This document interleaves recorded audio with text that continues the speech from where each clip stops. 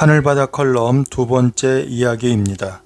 제4차 산업혁명, 새로운 문명의 시작이라는 이야기로 칼럼을 꾸며보겠습니다. 이 칼럼에 공감하신다면 구독과 좋아요, 다른 SNS에도 많은 공유 부탁드립니다. 새로운 시대, 올바른 역사의 진화를 위하여 우리의 연대가 필요합니다.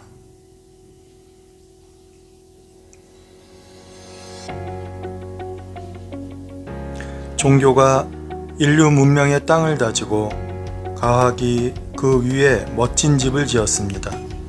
그 집이 신나는 놀이공원이 될지 거대한 감옥이 될지를 결정하는 것은 철학의 몫입니다. 유레카 3. 인류가 제4차 산업혁명의 시기에 접어들었다고 합니다. 저는 이 단어 중 제4차란 말에 동의하지 않습니다. 제4차란 의미는 앞에 제1차, 제2차, 제3차를 이어간다는 뜻인데 우리가 제4차 산업혁명이라 부르는 지금의 변화는 앞의 것들과는 전혀 다른 방향성을 가지고 있기 때문입니다. 지금의 변화는 제4차가 아니라 새로운 문명의 제1차 혁명입니다. 인류의 과학기술이 발전한다는 것은 인류의 힘이 세진다는 의미와 같습니다. 물리적인 힘은 세졌는데 그에 따른 생각과 사고가 함께 발전하지 않는다면 그것은 마치 장난감 총칼을 가지고 노는 5살 어린아이가 진짜 총칼과 거대한 전투 로봇을 조종하는 것처럼 위험합니다. 과학기술이 획기적으로 발전하는 만큼 새로운 문명에는 새로운 정신이 동반되어야 합니다. 인류는 지금과는 전혀 다른 새로운 문명을 시작하고 있음을 인식하여야 합니다. 우리는 새로운 문명과 맞닥뜨리면서 지금까지 살아온 방식을 버리고 새로운 삶의 방식을 찾아야 합니다. 만약 우리가 이 진보와 진화에 실패한다면 우리는 조지 오웰의 소설 1984의 빅 브라더가 지배하는 거대한 감옥과 마주할 것입니다. 소수의 지배자와 다수의 피지배자로 새로운 신분제가 생기고 거대한 통신망이 모든 인류의 생각과 행동을 감시하는 사회가 될 것입니다. 이를 생각해보는 그 자체만으로도 끔찍합니다. 발전이 인류에게 행복을 선물하는 것이 아니라 오히려 거대한 족쇄를 채우는 수단이 되고 인민 대중을 억압하게 된다면 우리는 이 발전을 목숨을 걸고서라도 막아야 할 것입니다. 내 자식들과 인류의 후손들에게 그러한 미래를 물려주는 것은 죄악입니다. 도도히 흐르는 강물과 같은 역사의 수레바퀴가 수렁에 빠지지 않고 평탄한 길을 따라가도록 함께 노력해야 하는 것은 현재를 살고 있는 우리의 의무이며 책임입니다. 이에 저는 다가올 변화를 예상해보고 우리의 미래 사회가 거대한 감옥이 아닌 신나는 놀이공원으로 가는 나름의 길을 제시하고자 합니다. 시대를 읽고 길을 제시하는 일, 그것이 철학자인 저에게 맡겨진 사명이라 생각하기 때문입니다. 지금의 변화가 앞의 산업혁명들과는 방향성이 다르다는 말을 하였습니다. 그런데 제4차 산업혁명을 이야기하면서 기존의 패러다임 속에서 미래의 해답을 찾고자 한다면 그 답은 엉터리일 수밖에 없습니다. 경기 종목이 바뀌었는데 예전 종목의 기술만 선수들에게 가르친다면 그 선수들이 시합에 나가 잘할 수 없을 것입니다. 마치 축구 선수에게 태권도 기술을 가르치는 것과 다르지 않습니다. 지금까지의 문명은 싸움의 문명이었습니다. 약육강식, 승자 독식이라는 싸움의 규칙을 통해 인류 문명은 발전해 왔습니다. 그러나 힘이 세워진 인류가 계속 싸움을 통해 발전하려 한다면 그것은 스스로 자멸의 길로 들어설 수밖에 없습니다. 인류의 힘이 너무 세졌기 때문입니다. 지금 인류가 가지고 있는 원자폭탄을 다 터뜨리면 인류뿐만 아니라 지구 위 모든 생명이 9번 멸망할 수 있다고 합니다. 앞으로는 이보다 훨씬 더 세질 것이라는 것은 너무나 자명합니다. 지금까지 싸움을 잘 하는 방법을 가르쳤다면 이제부터는 서로 잘 어울리는 방법을 가르쳐야 합니다. 그런데 아직도 우리는 우리 아이들에게 싸움의 기술을 가르치려 합니다. 크게는 미국 등 강대국이 리드하는 국제관계도 그렇고 작게는 우리 아이들의 교실 속에서도 그렇습니다. 재작년 인기리에 방송되었던 드라마 스카이캐슬을 보면 안타까움을 넘어 참담함을 느끼게 됩니다. 그 드라마의 각본이 아주 픽션이 아니고 강남 대치동의 실제 문화라는 둥, 비슷한 일이 있었다는 둥의 이야기를 들으면 어찌 해야 할지를 모르겠습니다.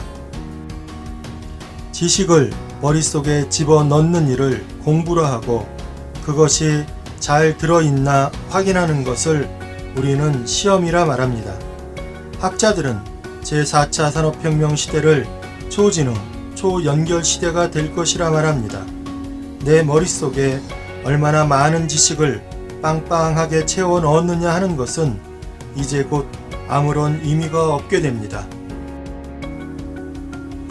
지금의 인공지능 컴퓨터가 인류가 그동안 축적한 1만 년의 모든 지식을 습득하는데 걸리는 시간은 약 40시간이라 합니다. 그것이 멀지 않은 미래엔 4시간 4분 4초로 줄어들게 될 것입니다. 방향의 전환, 인류가 정착 생활을 시작한 신석기 혁명 이후 지금까지 인류에게 주어진 경제적 활동 방향은 대량 생산이었습니다. 정착 생활은 인류의 생활 방식을 수렵에서 목축으로, 채집에서 농사로 바꾸었습니다. 그것이 더 많이 생산할 수 있는 방법이었기 때문입니다.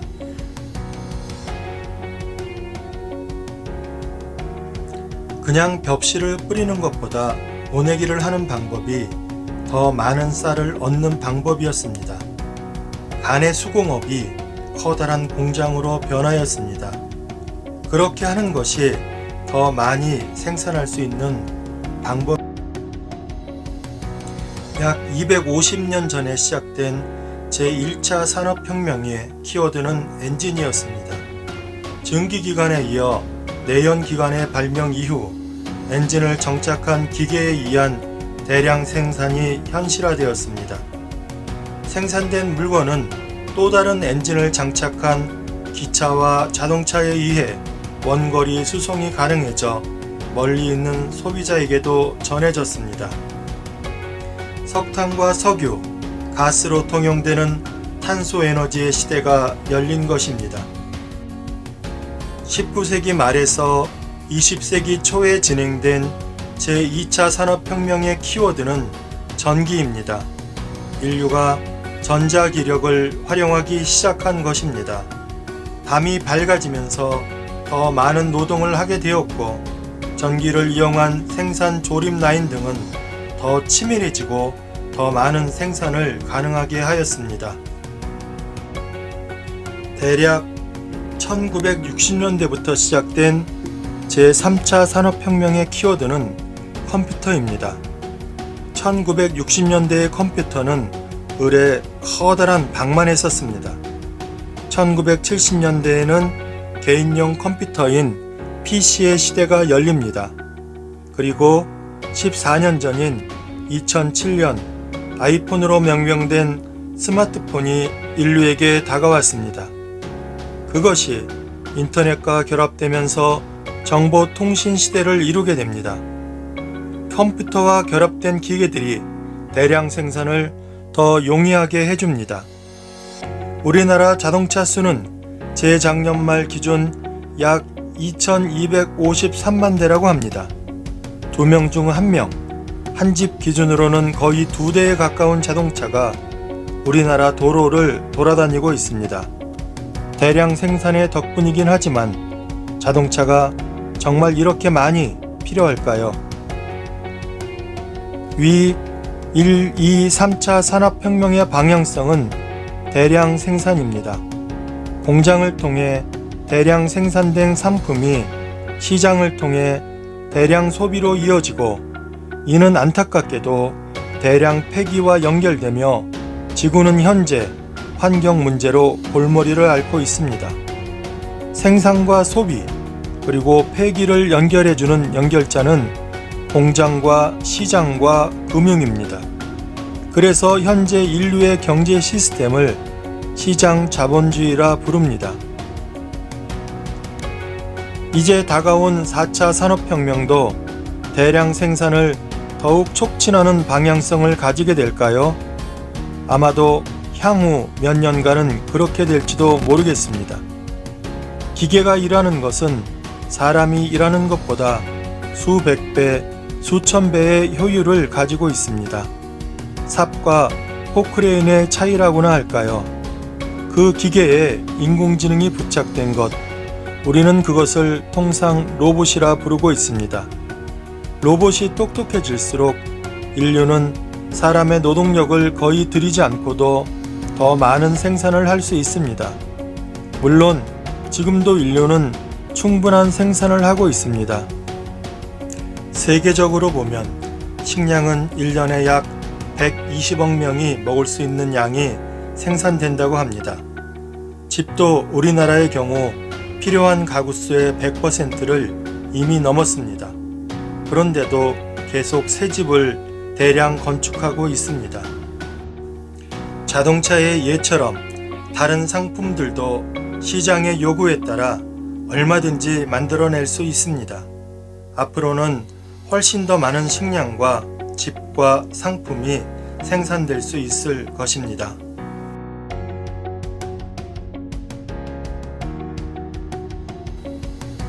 그러나 이는 곧 한계에 부딪히게 됩니다. 지금까지는 생산력이 인간의 욕구보다 낮았지만 로봇 노동이 본격화되면 생산력이 인류의 욕구를 훨씬 더 앞서게 됩니다. 그때부터 생산은 개별화에 들어가게 됩니다. 즉, 필요한 사람에게 필요한 만큼만 생산하는 개별 맞춤 시스템으로 바뀌게 됩니다. 특히 3D 프린터가 인공지능과 합쳐지는 순간 모든 산업은 순식간에 생산 시스템을 바꾸게 됩니다. 똑똑해진 3D 프린터가 1970년대 PC처럼 각 가정에 공급되면 공장과 시장의 기능은 축소되거나 사라집니다. 또한 폐기 대신에 분해와 재활용이 자원 획득의 중요한 방법이 됩니다.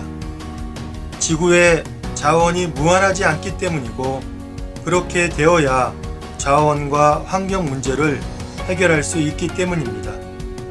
미세먼지, 미세 플라스틱, 지구 온난화 문제, 오존층 문제는 하루도 미룰 수 없는 시급한 환경 문제입니다. 에너지도 탄소에서 수소로 그 바통이 넘어가고 있습니다. 인류는 고대로부터 탄소를 태워 에너지를 얻었습니다. 문명 초기의 나무로부터 근대의 석탄, 석유, 가스에 이르기까지 탄소는 인류의 중요한 에너지원이었습니다. 탄소 에너지로 인류는 혁혁한 발전을 하였지만 이것이 현대 지구 환경 문제의 주범임을 또한 부인할 수 없습니다. 그러한 탄소 문명이 서서히 종말을 고하고 있습니다. 문재인 대통령께서도 강조하시고 있듯이 다음 시대는 수소 문명의 시대입니다.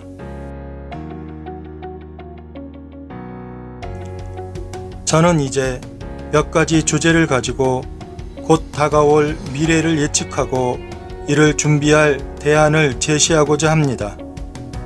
저의 글이 정치를 하시고자 하는 분에게는 국민을 이끌어갈 깃발이 되고, 사업을 하시는 분에게는 새로운 아이템이 되고, 교육을 하시는 분에게는 아이들의 길잡이가 될 수 있기를 소망합니다.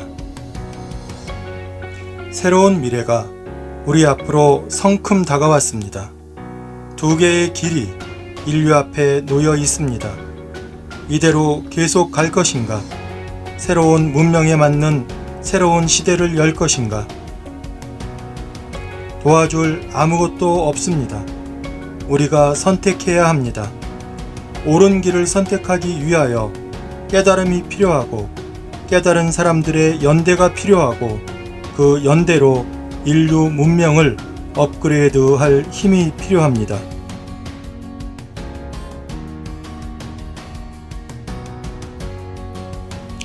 이어지는 하늘바다의 칼럼에도 많은 성원과 응원 부탁드립니다. 저의 칼럼에 공감하신다면 제가 좀 더 힘을 내서 글을 쓸 수 있게 구독, 좋아요, 공유 부탁드립니다. 감사합니다.